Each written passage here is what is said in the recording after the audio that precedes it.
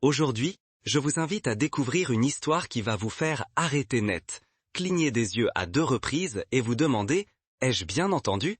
Oui, vous avez parfaitement compris, et ce que vous allez entendre est aussi réel que les battements de votre propre cœur, capitaine Ibrahim. Ce chef audacieux et inflexible du Burkina Faso, l'homme qui s'est dressé sans jamais plier face aux puissances néocoloniales les plus redoutables, vient d'accomplir un acte si singulier, si inattendu, qu'il laisse ses alliés comme ses adversaires totalement déconcertés. Il vient de relâcher 1 million de lapins, en plein désert. Oui, 1 million de lapins. Et avant de sourire, avant de balayer cette idée d'un revers de main comme si elle était étrange ou absurde, écoutez-moi attentivement. Car si vous avez retenu une seule chose du capitaine jusqu'à présent, c'est que rien chez lui n'est laissé au hasard. Chacun de ses gestes est soigneusement calculé. Chaque décision s'inscrit dans une fresque plus vaste, une fresque d'émancipation africaine, de résilience et de victoire. Et, mes frères et sœurs, il se pourrait bien que ce soit là l'une de ses manœuvres les plus lumineuses à ce jour. Le monde ne tarde jamais à tourner en dérision les idées africaines qui ne rentrent pas dans les moules du développement occidental. On s'est moqué de nous quand nous avons parlé de satellites africains, d'avions de chasse conçus sur le continent ou de voitures fabriquées chez nous. On nous a raillés quand nous avons osé évoquer la rupture avec les chaînes du franc CFA. Nos révolutions ont été qualifiées de rêves d'enfants, jusqu'à ce que ces rêves deviennent des réalités indestructibles. Aujourd'hui, on rit de voir des lapins au milieu du désert, mais on ne saisit pas le génie d'un homme capable de transformer ce que le monde considère comme insignifiant en levier de mutation économique et écologique. Alors, quel est le plan? Pourquoi un dirigeant relâcherait-il un nombre aussi vertigineux d'animaux dans l'un des environnements les plus hostiles de la planète?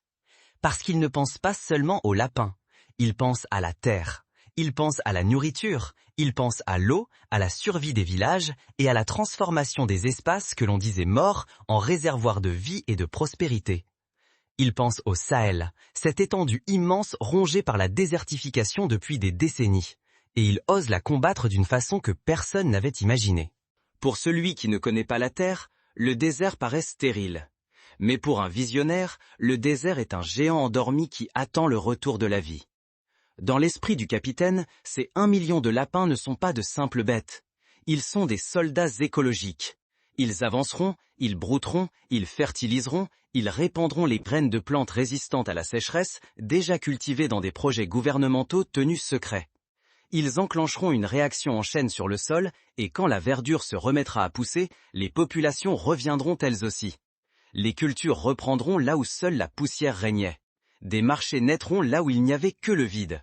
Et, avec le temps, la terre elle-même deviendra une source d'indépendance économique. Voilà, mes amis, pourquoi l'Occident le redoute. Car ce qu'il initie ici dépasse largement un simple projet local d'environnement. C'est une déclaration de guerre contre le récit qui voudrait que l'Afrique soit impuissante face au changement climatique, impuissante face à la misère, impuissante sans l'aide extérieure. En s'appuyant sur l'un des animaux les moins pris au sérieux de la planète, il démontre que l'Afrique n'a pas à attendre qu'on vienne la sauver. Nous sommes capables d'inventer nos propres solutions, et parfois, les armes les plus puissantes sont celles que personne ne remarque.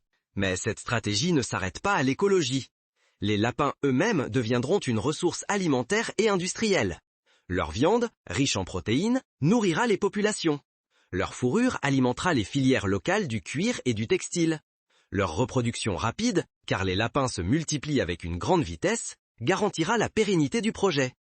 Il s'agit d'une initiative à la fois économique et écologique, pensée pour durer sur des générations entières, bien au-delà des cycles électoraux. Mais voici ce qui doit faire redresser la tête à chaque Africain.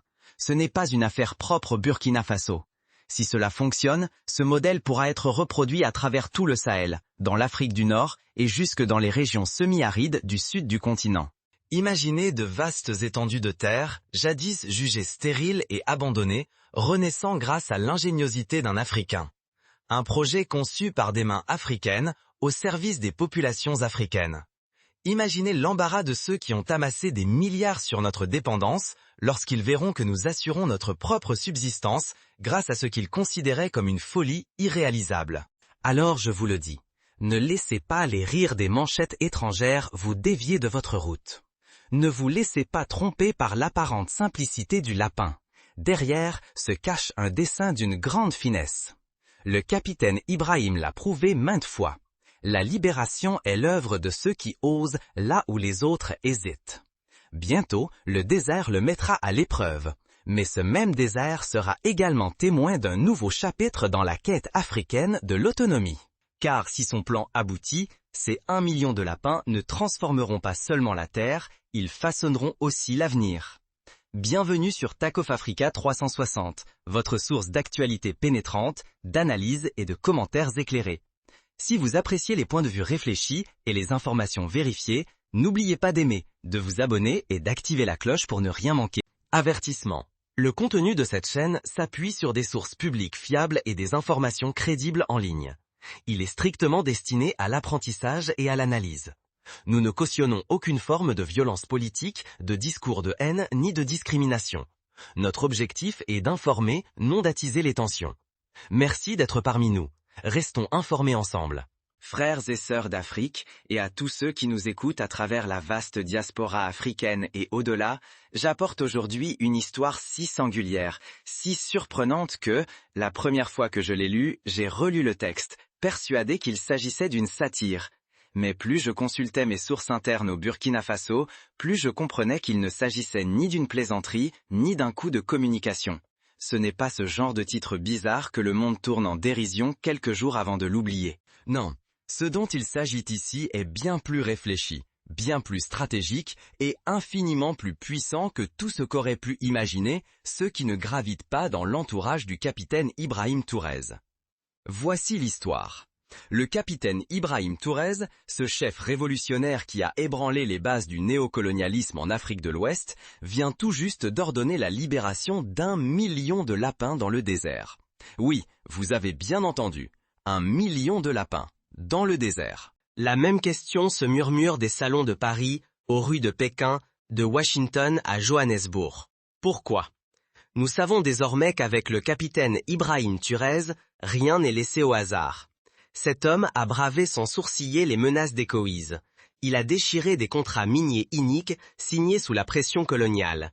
Il a forgé des alliances avec d'autres dirigeants anti-impérialistes, alors même que les médias occidentaux le qualifiaient de populiste dangereux. C'est un homme qui a transformé à maintes reprises les soi-disant faiblesses de l'Afrique en levier de puissance. Ainsi, quand un tel homme relâche 1 million de lapins dans l'un des milieux les plus inhospitaliers de la planète, il ne s'agit pas simplement de jouer avec la nature, mais bien d'orchestrer une nouvelle partie sur l'échiquier de la survie et de la souveraineté africaine. Pour comprendre ce geste, il nous faut d'abord prendre du recul. Rappelons-nous la géographie du Burkina Faso, pays situé à la lisière du Sahel, là où le désert et la savane se frôlent en un équilibre précaire. Depuis des décennies, l'avancée implacable du désert, la désertification, grignote les terres cultivables, assèche les ressources en eau et pousse des communautés entières à l'exil. Ce fléau ne touche pas que le Burkina Faso. Le Mali, le Niger, le Tchad, le Soudan et tant d'autres nations longeant la bande sahélienne en subissent aussi les conséquences. Des bailleurs internationaux ont multiplié les discours, les organismes d'aide ont imaginé des projets, des milliards ont été promis. Pourtant, le désert poursuit inexorablement son expansion vers le sud. Mais si, au lieu d'attendre d'hypothétiques solutions étrangères, une nation africaine décidait de riposter selon ses propres règles? Et si nous parvenions à métamorphoser le désert, symbole de mort, en terreau foisonnant de vie? Mes frères et sœurs, c'est ici que les lapins entrent en scène. L'idée a germé, selon ce qu'on me rapporte, après une remarque formulée par un groupe de chercheurs et d'écologistes du Burkina Faso, spécialisés dans la restauration des écosystèmes des terres arides. Ils avaient observé que, dans certaines régions du monde, l'introduction contrôlée de petits herbivores à reproduction fulgurante avait accéléré la renaissance de zones désertifiées, non pas en ravageant la végétation, comme on pourrait le croire, mais en stimulant la croissance des plantes, en disséminant des graines via leur déjection, en enrichissant le sol et en attirant des prédateurs dont la présence rééquilibrait davantage tout l'écosystème. Toutefois, jusqu'alors, ces expérimentations restaient modestes. Quelques centaines d'animaux ici, quelques milliers là-bas. Le capitaine Troy a consulté ces données et a posé une question qu'aucun autre n'avait osé formuler. Et si l'on passait à une échelle telle qu'elle métamorphoserait le désert lui-même? Et si, au lieu de relâcher quelques milliers de lapins, on en libérait 1 million? Et si ce n'était qu'un commencement? Ses conseillers sont restés pétrifiés. Certains ont mis en garde contre les dangers. Les lapins se reproduisent à une vitesse vertigineuse. Sans gestion, ils pourraient envahir des zones fragiles. D'autres s'inquiétaient de la logistique. Comment élever, transporter et surveiller une telle armée de créatures? Mais Troy a perçu au-delà des craintes. Il a entrevu la possibilité de transformer une expérience écologique en révolution économique. Car les lapins n'étaient pas destinés uniquement à la terre, ils étaient aussi pensés pour la population. Voici comment le dispositif s'articule. Les lapins sont introduits dans des zones semi-arides minutieusement cartographiées, où l'État a déjà implanté des arbustes et des herbes résistants à la sécheresse. Ces plantes, nombre d'entre elles originaires du Sahel, peinent à s'étendre naturellement sur des terres appauvries. Mais avec des lapins qui broutent, fertilisent et se déplacent sans cesse, les graines se dispersent à grande échelle. En l'espace de 2 ou 3 saisons, la végétation peut renaître dans des lieux longtemps considérés comme morts. Cette verdure attire alors d'autres espèces, chèvres, antilopes, oiseaux, recréant une chaîne de vie. Parallèlement, les communautés voisines reçoivent le droit de piéger un nombre réglementé de lapins pour leur viande et leur fourrure, ouvrant ainsi un marché local inédit. La chair de lapin, riche en protéines, constitue une alternative plus saine que nombre de viandes industrielles, tandis que les peaux peuvent servir à confectionner des vêtements ou à être exportées, générant des revenus supplémentaires. En somme, le désert se mue en terres agricoles. Les terres agricoles deviennent marchés, et des marchés naît le socle de l'indépendance. Là se révèle le génie du projet. La majorité des déserts du Burkina Faso et de ses voisins ont été délaissés comme terrains sans valeur par les investisseurs étrangers. Ils ne voient aucun profit dans le sable et le vin. Mais si la terre reverdit, si elle accueille du bétail et des cultures, sa valeur s'envole, cette fois sous contrôle africain, sans qu'aucune main étrangère ne dirige le processus. Henry a conscience que rien ne changera du jour au lendemain. Il sait qu'il faudra des années d'efforts, des années d'adaptation. Mais il comprend aussi que la marche vers la liberté ne se mesure pas en mois, mais en générations. Déjà, les médias occidentaux commencent à tourner l'initiative en dérision. Ils la qualifient de farfelue, excentrique, simple coup de communication. Ils espèrent faire rire le monde, car le rire est une arme. En ridiculisant les leaders africains, en nous faisant douter de nos propres ambitions, ils tentent d'étouffer la révolution avant qu'elle n'éclose. Mais moi, je vous le dis, leurs rires trahissent leur surprise. Cela signifie que nous sommes en train d'inventer ce qu'ils n'ont jamais anticipé.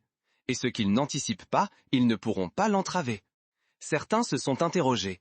Pourquoi 1 million? Pourquoi ne pas se contenter de 10 000 ou 50 000? La réponse tient à la dimension de la tâche. La désertification n'est pas une petite adversité. Elle s'étend sur des millions de kilomètres carrés. Un symbole ne suffira pas à l'inverser. Selon Traoré, pour éradiquer un problème, il faut le frapper avec une telle ampleur, une telle force, que l'obstacle lui-même en soit bouleversé. 1 million de lapins, c'est l'assurance d'un impact immédiat. C'est la promesse de voir la transformation en quelques années et non en l'espace de décennies. Cela signifie que lorsque les observateurs étrangers prendront conscience de l'efficacité de cette approche, l'Afrique en aura déjà la pleine maîtrise, ainsi que les fruits. Mais cette stratégie recèle une dimension supplémentaire, celle qui fait chuchoter les analystes occidentaux dans les coulisses du pouvoir. En effet, les lapins ne sont pas que des instruments écologiques, ils incarnent la multiplication rapide. Traoré a commencé à employer la figure du lapin comme image marquante dans ses allocutions adressées à la jeunesse rurale. Il se décrit tel un lapin, invitant chacun à s'identifier à cet animal. Par le nombre, par l'imagination, par l'audace entrepreneuriale. Il sème dans les esprits l'idée que la croissance, l'expansion et la résilience peuvent jaillir des commencements les plus modestes, à condition d'agir sans relâche. De la même façon qu'un seul couple de lapins peut engendrer plusieurs centaines de petits en une année, une idée féconde, partagée et reproduite peut donner naissance à des centaines d'entreprises, de solutions et de meneurs. Le ministère de l'Agriculture signale que les agriculteurs des premières zones de lâcher préparent la constitution de coopératives pour transformer la viande de lapin destinée aux marchés locaux. Les artisans du cuir, de leur côté, expérimentent de nouveaux produits en fourrure de lapin à vendre à Ouagadougou et au-delà. Les vétérinaires reçoivent une formation dédiée à l'élevage massif, préparant ainsi une nouvelle génération de spécialistes de l'élevage animalier. Et puisque les lapins nécessitent bien moins d'eau que les bovins, ils s'adaptent à merveille aux terres arides où d'autres bêtes ne sauraient survivre. Bien sûr, des défis subsistent.